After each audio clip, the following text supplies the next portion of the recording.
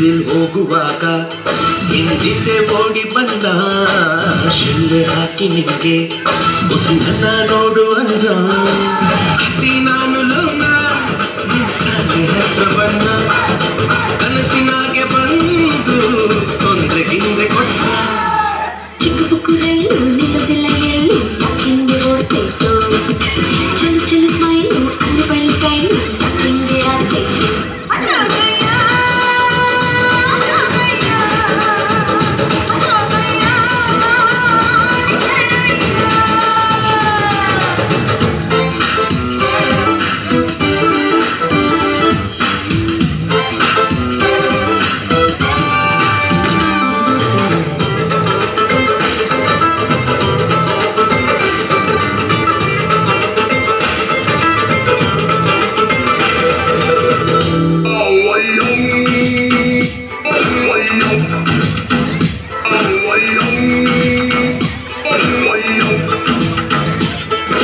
ಹೂವು ಹಣ್ಣು ಇಟ್ಟು ಹಿಂಗಾಗಿ ಎತ್ತಬೇಕಾ ಎಲೆ ಅಡಿಕೆ ಕೊಟ್ಟು ಗಿಡಗಾಯ ಮುಡಿಯಬೇಕಾ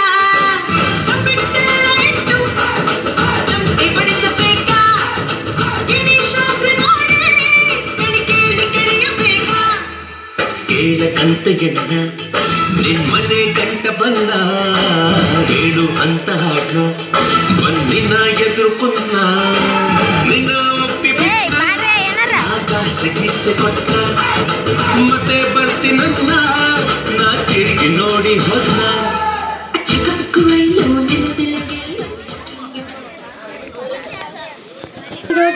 ಜನವರಿ 26 ಆಗೋ ಮೊದಲನೆಯಾಗಿ ಎಲ್ಲರಿಗೂ ಗಣರಾಜ್ಯೋತ್ಸವದ ದಿನದ ಶುಭಾಶಯಗಳು. ಈ ದಿನದಂದು ನಮ್ಮ ಸಂವಿಧಾನ 1950 ಜಾರಿಗೆ ಬಂದಿತ್ತು.